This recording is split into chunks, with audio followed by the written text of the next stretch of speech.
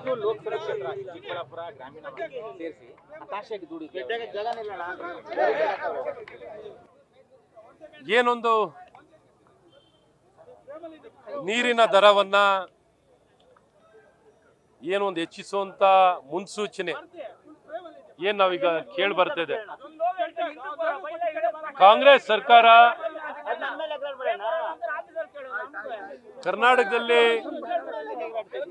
ಅಧಿಕಾರಕ್ಕೆ ಬಂದಂತ ಕಳೆದ 15 ತಿಂಗಳಿಂದನೂ ಒಂದೇ ಕೆಲಸ ಬಹಳ ಪ್ರಾಮಾಣಿಕವಾಗಿ ಮಾಡ್ತಿರೋದು ಏನು ಅಂದ್ರೆ ಬೆಲೆ ಏರಿಕೆ. ಎಲ್ಲಾ ಬೆಲೆ ಏರಿಕೆ ಯಾವ್ದೆಲ್ಲ ಕೇಳ್ತಿರೋ ಪ್ರತಿಯೊಂದು ಸರ್ಕಾರದ ಸೇವೆ ಎಲ್ಲವನ್ನು ಬೆಲೆ ಏರಿಸಿಕೊಂಡೇ ಬಂದಿದ್ದಾರೆ.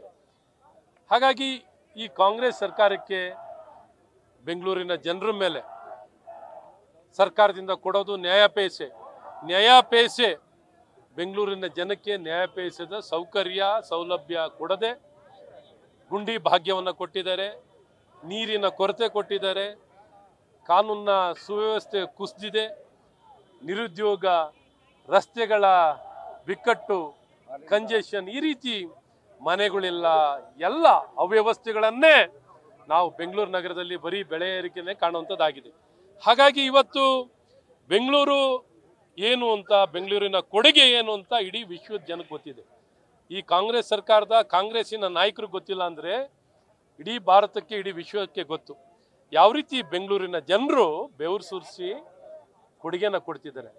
ಅವರ ನೆರವಿಗೆ ಬರುವಂಥದ್ದು ಇವತ್ತು ಸರ್ಕಾರ ಏನಾರು ಇವತ್ತು ಗ್ಯಾರಂಟಿ ಸ್ಕೀಮ್ ಕೊಡಲಿಕ್ಕೆ ಎಲ್ಲಿಂದ ದುಡ್ಡು ಬರ್ತಿದೆ? ಎಲ್ಲರ ಆತ್ಮಾವಲೋಕನ ಮಾಡ್ಕೊಂಡಿದ್ದಾರ?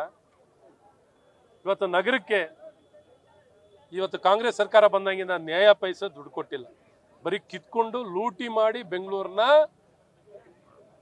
ಲೂಟಿ ಹೊಡೆದು ಜನರಿಗೆ ಅನ್ಯಾಯವನ್ನು ಮಾಡ್ತಿದ್ದಾರೆ. ಹಾಗಾಗಿ ಆಸ್ತಿ ತೆರಿಗೆ ಹೆಚ್ಚಿಸಿದರೆ, ನೀರಿನ ದರ, ಕರೆಂಟಿನ ದರ, ಸಾರಿಗೆ ದರ, ಏನು ಎಕ್ಸೈಸ್ ಡ್ಯೂಟಿಯಿಂದ ಹಿಡಿದು ಸ್ಟ್ಯಾಂಪ್ ಡ್ಯೂಟಿಯಿಂದ ಹಿಡಿದು ನೀವು ಏನೆಲ್ಲ ಗೈಡೆನ್ಸ್ ವ್ಯಾಲ್ಯೂಯಿಂದ ಹಿಡಿದು ಪ್ರತಿಯೊಂದು ಏರಿಸ್ಕೊಂಡೋಗಿದ್ದಾರೆ. ಹಾಗಾಗಿ ಸರ್ಕಾರದ ವಿರುದ್ಧವಾಗಿ ನಾವೇನು ಹೋರಾಟವನ್ನು ಮಾಡ್ತಿದ್ದೀವಿ, ಬಾರಿನೂ ಪ್ರತಿನಿತ್ಯನೂ ಎಚ್ಚರಿಕೆಯನ್ನು ಕೊಡ್ತಾ ಇದ್ದೀವಿ. ಅದ್ರ ಜೊತೆಯಲ್ಲೇ ಆಡಳಿತನೂ ಕುಸಿದೋಗಿದೆ, ಏನು ಆಡಳಿತ ಕಾಣ್ತಿಲ್ಲ, ಅಭಿವೃದ್ಧಿನೂ ಕಾಣ್ತಿಲ್ಲ. ಹಾಗಾಗಿ ಈ ಕಾಂಗ್ರೆಸ್ ಸರ್ಕಾರ ತೊಲಗಬೇಕು. ಏನು ಭ್ರಷ್ಟಾಚಾರದ ಸುಳಿವಿನಲ್ಲಿ ಸಿಗಾಕೊಂಡಿರುವಂಥ ಈ ಕಾಂಗ್ರೆಸ್ ಸರ್ಕಾರವನ್ನ ವಜಾನು ಮಾಡಬೇಕು ಅಂತ ನಾನು ರಾಜ್ಯಪಾಲರಲ್ಲಿ ಒತ್ತಾಯವನ್ನು ಮಾಡ್ತೀವಿ. ಯಾಕೆಂದ್ರೆ ಬೆದರಿಕೆ ಕೊಡ್ತಾ ಇದ್ದಾರೆ. ಬಾಂಗ್ಲಾದೇಶಿನ ರೀತಿಯಲ್ಲಿ ನಾವು ಕರ್ನಾಟಕದಲ್ಲಿ ನಿರ್ಮಾಣ ಮಾಡ್ತೀವಿ, ರಾಜ್ಯಪಾಲರನ್ನೇ ಓಡಿಸ್ತೀವಿ, ಅವ್ರ ಮನೆನೇ ಅಟ್ಯಾಕ್ ಮಾಡ್ತೀವಿ, ಅವ್ರನ್ನೇ ನಾಲಾಯಕು ಅನ್ನುವಂಥ ರೀತಿ ಹೇಳಿಕೆ ಕೊಟ್ಟರು. ಈ ಕರ್ನಾಟಕ ರಾಜ್ಯದಲ್ಲಿ ಯಾರ ಮೇಲೂ ಕೇಸು ಆಗ್ತಿಲ್ಲ. ಈ ರೀತಿ ಎಲ್ಲ ಹೇರಿಕೆಯನ್ನು ಮಾಡ್ಕೊಂಡು ಬರ್ತಿರೋಂಥ ಈ ಕಾಂಗ್ರೆಸ್ ಸರ್ಕಾರವನ್ನು, ಇವರೆಲ್ಲ ನಿಲುವಿನ ಕ್ರಮವನ್ನು ಸಂಪೂರ್ಣವಾಗಿ ನಾವು ಭಾರತೀಯ ಜನತಾ ಪಾರ್ಟಿ ಎಲ್ಲ ನಾಯಕರುಗಳು ಇವತ್ತು ಇಲ್ಲಿ ಸೇರಿ ಇಡೀ ರಾಜ್ಯದ ಉದ್ದಾಗಲದಲ್ಲಿ ಪ್ರತಿಭಟನೆಯನ್ನು ಮಾಡ್ತಾನೆ ಇದ್ದೀವಿ. ಮೈಸೂರು ಚಲೋ ಮಾಡೋದು, ಏನು ಹೋರಾಟದ ಮೇಲೆ ಹೋರಾಟ. ನಮಗೆ ಪ್ರತಿನಿತ್ಯ ಒಂದೇ ಕೆಲಸ, ಜನರ ನೆರವಿಗೆ ಬರೋದು, ಜನರ ರಕ್ಷಣೆ ಬರೋದೇ ಆಗಿದೆ. ಹಾಗಾಗಿ ಈ ಹೋರಾಟ ಯಾವಾಗಲೂ ಸದಾಕಾಲ ಇರುತ್ತೆ. ಎಲ್ಲಿವರೆಗೂ ಈ ಭ್ರಷ್ಟಾಚಾರಿಗಳು ರಾಜೀನಾಮೆಯನ್ನು ಕೊಟ್ಟು ಸರಿಯಾದ ನಡೆಯನ್ನು ನಡೆಸೋಲ್ಲ, ಅಲ್ಲಿವರೆಗೂ ನಮ್ಮ ಹೋರಾಟ ಮುಂದುವರಿಯುತ್ತೆ ಅನ್ನೋದು ಸಹ ಈ ಸಂದರ್ಭದಲ್ಲಿ ಸಿದ್ದರಾಮಯ್ಯನವರು ಅವರ ಪಾರ್ವತಿ ಅವರು ಪತ್ರ ಬರೆದಿದ್ದು ಗೊತ್ತಿಲ್ಲ ಅಂತ ನಿನ್ನೆ ಹೇಳಿದ್ರು. ಯಾವಾಗ ರಾಜ್ಯಪಾಲರಿಗೆ ಶೋಕಾಸ್ ನೋಟಿಸ್ಗೆ ಸ್ಪಷ್ಟೀಕರಣ ಕೊಟ್ಟಿದ್ದಾರೋ ಅದರಲ್ಲಿ ಪತ್ರ ಬರೆದಿರೋದನ್ನು ಕೂಡ ಉಲ್ಲೇಖ ಮಾಡಿನೇ ಸ್ಪಷ್ಟೀಕರಣ ಕೊಟ್ಟಿದ್ದಾರೆ. ಸರ್, ಸುಳ್ಳು ಹೇಳಿದ್ದಾರೆ ಅವರು. ನೋಡ್ರಿ, ಮೂಡ ವಿಚಾರದಲ್ಲಿ ಒಂದು ಮುಖ್ಯಮಂತ್ರಿಗಳು ಕುಟುಂಬ ಅನುಕೂಲ ಪಡ್ಕೊಂಡಿರೋದು, ಒಂದು ಜಮೀನು ಕೊಂಡ್ಕೊಳ್ಳೋದ್ರಿಂದ ಹಿಡಿದು ಕನ್ವರ್ಷನ್ ಮಾಡೋದ್ರಿಂದ ಹಿಡಿದು ಜಮೀನು ಕೊಂಡ್ಕೊಳ್ಳೋದೇ ಕಾನೂನು ವಿರೋಧವಾಗಿತ್ತು. ಯಾವ ಜಮೀನು ಸರ್ಕಾರ ಜಮೀನಾಗಿತ್ತು ಅದು ಕೊಂಡ್ಕೊಂಡಿರೋದೇ ಮೊದಲನೇ ತಪ್ಪು. ಎರಡನೇದು, ಎಲ್ಲ ಮೂಡ ಅಭಿವೃದ್ಧಿ ಆದಮೇಲೆ ಹೇಗೆ ಕೊಂಡ್ಕೊಳ್ಳೋಕ್ಕಾಗತ್ತೆ? ಕನ್ವರ್ಷನ್ ಮಾಡಿರೋದೇ ಆಗಲಿ, ಅವ್ರ ಶ್ರೀಮತಿಯವರಿಗೆ ಹಸ್ತಾಂತರ ಆಗಿರೋದಾಗಲಿ, ಅಥವಾ ಬೇರೆ ಬಡಾವಣೆಯಲ್ಲಿ ಕಾಂಪೆನ್ಸೇಷನ್ ಕೊಟ್ಟಿರೋದೇ ಆಗಲಿ, ಎಲ್ಲ ಹಂತದಲ್ಲೂ ತಪ್ಪನ್ನು ಮಾಡ್ಕೊಂಬಂದಿದ್ದಾರೆ. ಈ ಯಾವುದೇ ಸಮಜಾಯಿಷಿನೂ ಕೊಡ್ಕೊಳ್ಳೋಕ್ಕಾಗಲ್ಲ. ಮತ್ತು ಇವತ್ತೆಲ್ಲ ನೋಡಿ, ಒಬ್ಬ ಅಧಿಕಾರಿ ಚಂದ್ರಶೇಖರ್ ಮೇಲೆ ಸುಮ್ಮನೆ ಒಂದೇ ಆಪಾದನೆ ಬಂತು, ಅವನ ತಕ್ಷಣ ಆತ್ಮಹತ್ಯೆಗೆ ಶರಣಾದ ಪ್ರಾಮಾಣಿಕ. ಇವರು ಇಷ್ಟೆಲ್ಲ ಲೂಟಿ ಹೊಡೆದಿರೋದು ರಾಜೀನಾಮೆಯನ್ನು ಕೊಡದೇನೆ ಅಂಟ್ಕೊಂಡು ಕೂತಾರೆ. ನನಗೆ ಗೊತ್ತಿಲ್ಲ, ಇದು ಗೊತ್ತಿಲ್ಲ, ಇವು ಗೊತ್ತಾಯ್ತಲ್ಲ ಸಿದ್ದರಾಮಯ್ಯನವರೇ, ಈ ರೀತಿ ವೈಟ್ನರ್ ಹಾಕಿರೋದು ತಪ್ಪಾಗಿರೋದು ಗೊತ್ತಾಯ್ತಲ್ವಾ? ರಾಜೀನಾಮೆ ಕೊಡಿ. ಇವತ್ತು ಬಂಡ್ರಾಗಿ ನಿಂತಿದ್ದೀರಲ್ಲ, ಏನು ಆತ್ಮಸಾಕ್ಷಿ ಇಲ್ವಾ ನಿಮಗೆ? ಯಾವೊಂದು ಸಂವಿಧಾನವನ್ನು ನೀವು ಯಾವಾಗಲೂ ಸಂವಿಧಾನದ ಬಗ್ಗೆ ಮಾತಾಡ್ತಿರೋರು ಸಂವಿಧಾನದ ಆಶಯಗಳನ್ನು ಎತ್ತಿಡಿಯೋರು ಯಾರು ಮಾಡಬೇಕು? ನಿಮಗೆ ಒಂದು ಎಳ್ಳಷ್ಟು ಆತ್ಮಸಾಕ್ಷಿ ಇಲ್ಲ, ಪ್ರಾಮಾಣಿಕತೆ ಇಲ್ಲ, ಸತ್ಯದ ಪರವಾಗಿಲ್ಲ, ಸಂವಿಧಾನದ ವಿರೋಧಿಗಳಾಗಿರುವಂಥ, ದಲಿತ ವಿರೋಧಿಗಳಾಗಿರುವಂಥ ನೀವು ಯಾವ ನೈತಿಕತೆಯೂ ಇಲ್ಲ. ಈ ಕೂಡಲೇ ರಾಜೀನಾಮೆಯನ್ನು ಕೊಡುವಂಥದ್ದು ನಮ್ಮ ಇಡೀ ನಾಡಿನ ಜನತೆಯ ಒತ್ತಾಯ.